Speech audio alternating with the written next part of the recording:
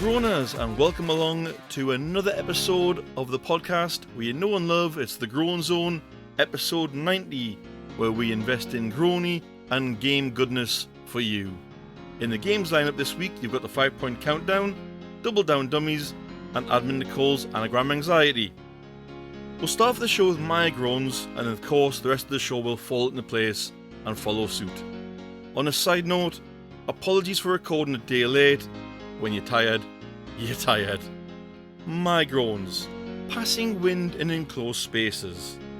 So you've just got into a lift, an elevator to American groaners there, and either yourself or someone else blows the devil's trumpet. The journey to the floor you want seems to take forever, made worse by the smell of rectal death looming in the air. You gasp with glee when you get off on your floor. Either hold it in or take the stairs, people. Waking up before your alarm clock. How many of us have done this? You're in bed and sleeping soundly, but then it's like a ghost kicks you in the arse, and you go bolt upright in bed. You look at the clock only to find you are 1 to 2 hours early. The annoying thing? You can't get back to sleep. You then end up exhausted for the day ahead, making out that you've had no sleep at all. Why is this a thing? Slow to fixing things or not repairing things at all. In my local Morrison's, the door lock on one cubicle has been busted, and in the other, the hanger for coats has been ripped off. This happened months ago and had been reported, not just by me, but I imagine by other people. I get the local kids are responsible, but why does this mean a repair doesn't get done? Fix it and ban all kids under 15 after 3:15 PM. Good idea? Simple. Well, it feels good getting them off my chest and unleashing them out there into the Groan Zone. The groan bag is sealed for now, but I'll flick it open later to give us the audience groan. I spy a game now in the form of the 5-point countdown. You all know this one. You start at 5 points, working all the way down to 1. Where you get the answer is where you get the points. If you change your mind on the answer and you get it wrong, you have no points. You change your mind again and get a right answer later on, you have points again. But that doesn't mean you get 5 and then 3 to get 8. It's either 5, 4, 3, 2 or 1. Here we go. Clue 5 for 5 points. You can put me on any limb or entire body in time of need. That clue one more time. Clue 5 for 5 points. You can put me on any limb or your entire body in a time of need. What you got, Groaners Live? What you got? See, someone's put out cast. Okay, good guess. Good guess. Any more? Any more? Okay. Right then. Clue 4 for 4 points. I am there to support you and help you heal. Clue one more time. Clue 4 for 4 points. I am there to support you and help you heal. Any more Groaners playing along live? Any more guesses? Oops, someone's put Elastoplast there. Okay. That was from a past podcast, but okay. Someone's put plaster. That's kind of the same thing, perhaps. Okay. Moving on. Clue 3 for 3 points. I am another name for a list of stars in a film.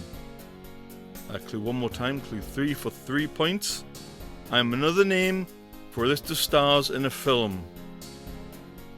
Oops, someone's typing. Someone's put the players. Okay. You do realise all the clues are related, Groaner, don't you? They are all related. So think on your answer again. And yes, you're not allowed another guess now you've typed in the players. I'm sorry. Moving on. Clue 2 for 2 points. I can also be made of fiberglass in some cases. Someone's wrote a mould. Well, it's a good guess. It's not what I'm looking for.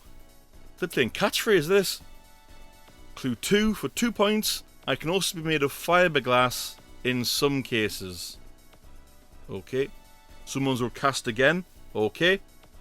And clue 1 for 1 point. I was developed in the 16th century. Ooh, very good guess. Someone's wrote plaster of Paris. Okay. We're getting out there, but alright. Clue 1 one more time for 1 point. I was developed in the 16th century. I think they're done typing those playing along live. Alright then. If you were playing at home, pause after each answer and then after each clue and then put your answer in. Okay? The answer will be given out later on. Now then, we've got to ask the age-old question we all know and love. Why oh why? You've just had a baby, and between you and your partner, you discuss baby names. You've had all the books out, and even had friends making suggestions. One couple took this a little bit further by battling with the registry office to allow their child to be called Lucifer. Regardless of alternative meanings, we all know from beliefs or education who and what the name Lucifer represents. I just don't understand these parents that decide to give their child a weird and obscure name.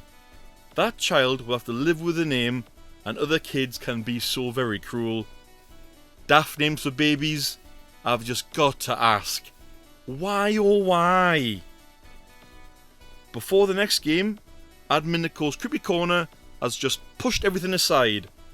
This week's story is called Finally at Peace. Talia thanked the old man for her memories. This may not have been the outcome either wanted, but she always preferred to know things than to be left in the dark. She warned them to leave so she could finish setting up the bombs that were embedded into the rock when this place was founded. Every good cult needed a way out after all. She decided not to stay with the old man. This was her second chance at life, and she didn't want more drama or potential evil or cults. Just some peace and quiet at last. The old man tried to convince her otherwise, especially since she was still just a child. But this was what she needed. She had hoped that this new world might finally have somewhere for her to belong. Not after saying their goodbyes and watching her walk away did Coco tell the old man they needed a rest. They needed to talk. So the old man updated the sewer lord through his rats, and they headed off hoping to find somewhere to rest while they waited for what their next potential home could be.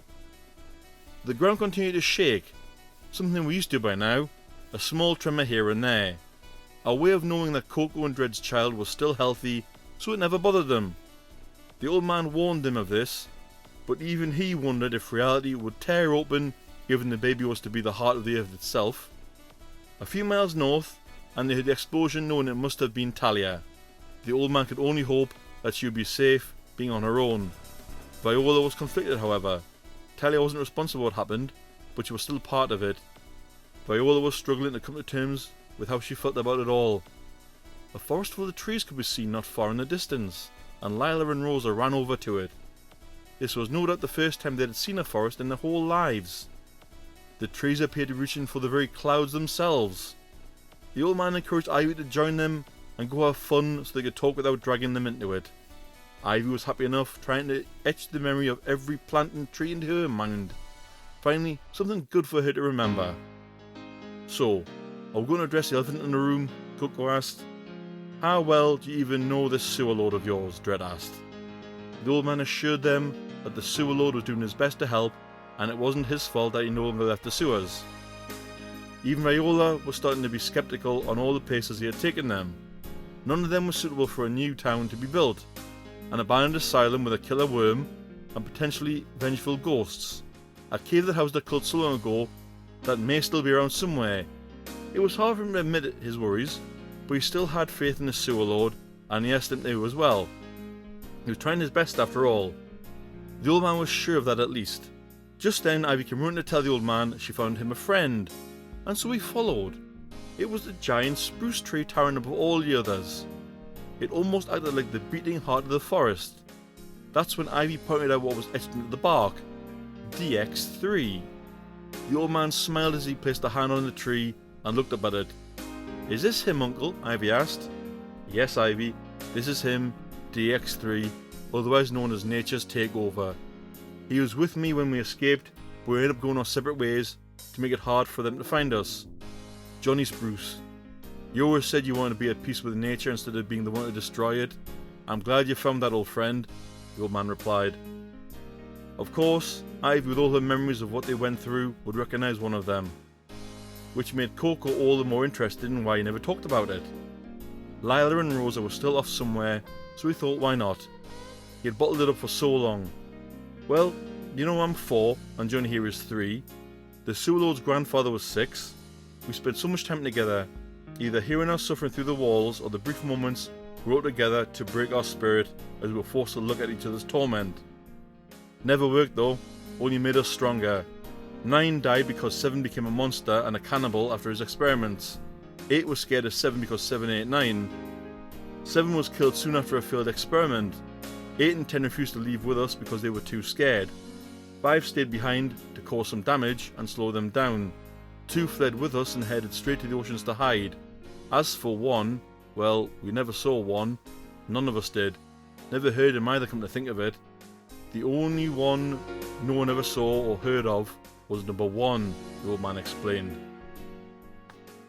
Well written there, Nicole, but I don't know if it's just me, Groaners, but I spotted a subtle little joke there in amongst the creepy, and I tried to hold back a laugh. Again, well written, Nicole. Let's dig into another game now with Double Damn Dummies. Round 1. Beforehand, this game, Groaners, if you don't know by now, I give you a little story and you've got to pick the right outcome. 1 point up for grabs. Round 1. This occurred in September 2018 in New Zealand. A man by the name of Howard Miller was 39 years old and was a professional welder. He was always helpful, and this time was no different, as he was helping a friend weld parts onto their car. Now, we can all smell trouble a mile off, Groaners. Tell me, how did this lead to his death? Was it option A? Unfortunately, he got too close to the gas tank, which hadn't been emptied. The flame burned through without him knowing, and the resultant explosion destroyed the car and sadly ended 2 lives. Was it option B? The experimental kit he was using had mixed components in the tank. His friend recognised the danger and left the garage. Unfortunately, Mr. Miller did not, and thinking he knew better, he lit the torch after attaching the head. The explosion damaged everything in the garage and nearby windows and other houses. Or option C.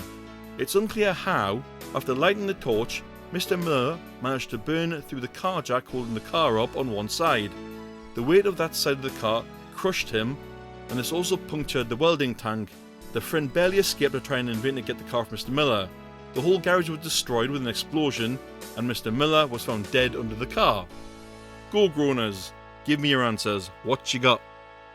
Okay, we have A's and B's and C's coming in. Okay, a full-on room decision here, Groaners.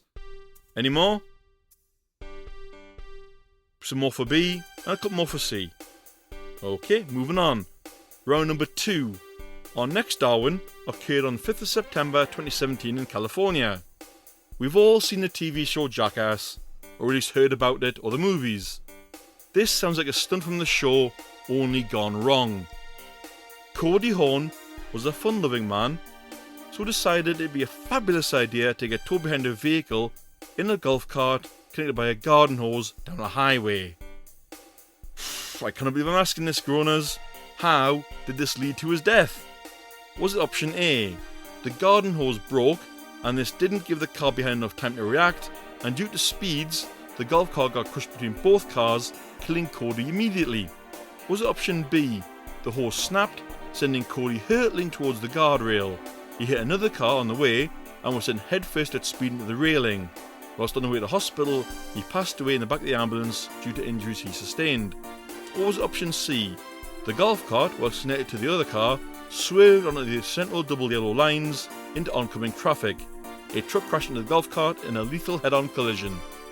Go, Groaners, give me your answers. What you got? We have A's and C's flying in. Okay, oh, couple of B's. Another full-on room decision. Okie dokie. Any more? A couple more A's. Right then, Groaners, I've got you. Of course, you're playing at home. Pop your answer in at any point for round 1 and round 2, and then we can carry on. And we will see the point situation later at the end of the show. And now, it's time for What the? It's back again. For how long? I don't know. All depends on the situations I find. But this incident did have me scratching my head going, what the? Now, I love a good theme park ride, but this Muppet went and took things just a little bit too far. How?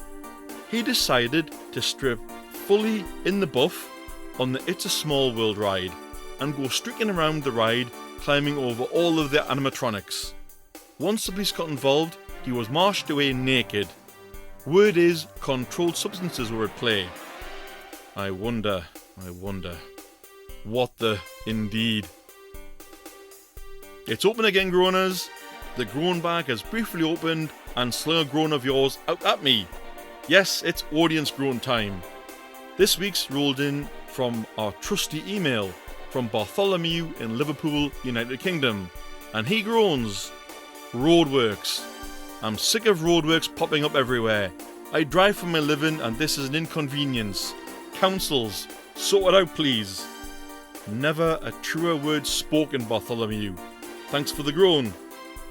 If you want to be immortalised forever with your groan being heard across the world, or any one of your inputs, you can send it in via one of the following. Drop a comment on any episode from 1 through 90 and it'll be picked up. Across the globe you can send an email into the groanzonepod@gmail.com.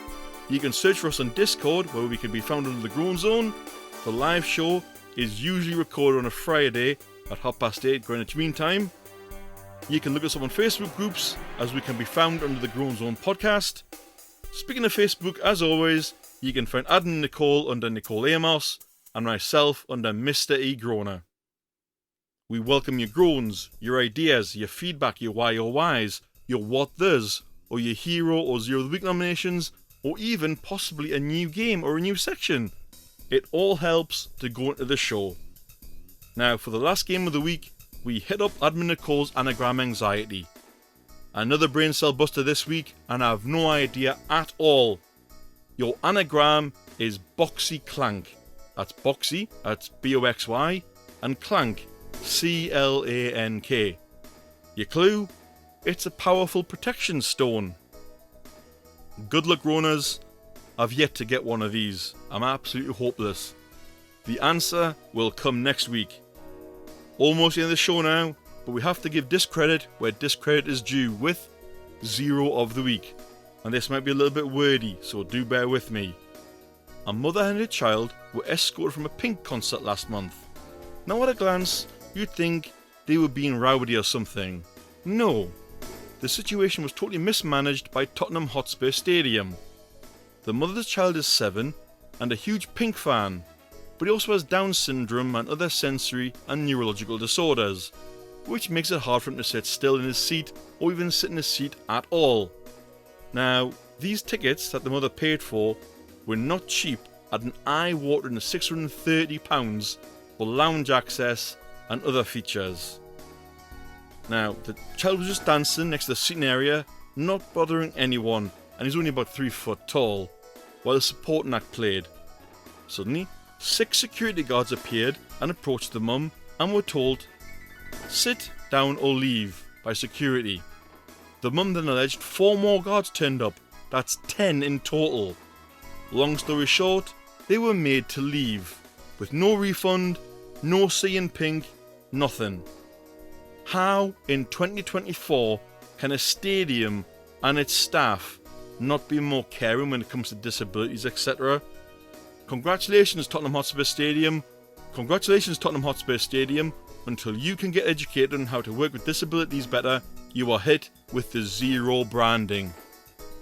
And now, after that smiting, shall we hit up the answers, Groaners, before we wave bye-bye for another week? Yep, come on then, let's do it. We'll begin with Who the Hell Am I from last week.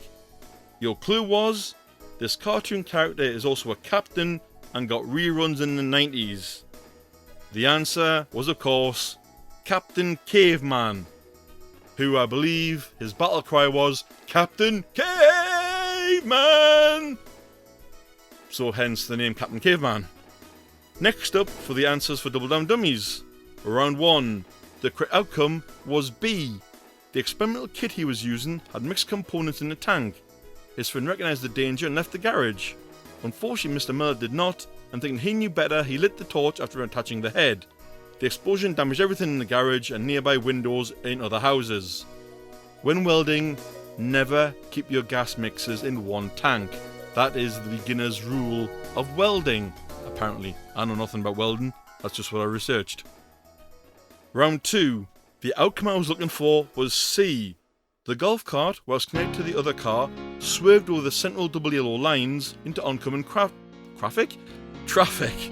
A truck crashed into the golf cart in a lethal head-on collision. Never try this at home, Groaners. I don't even think the Jackass team would be so stupid as to do this.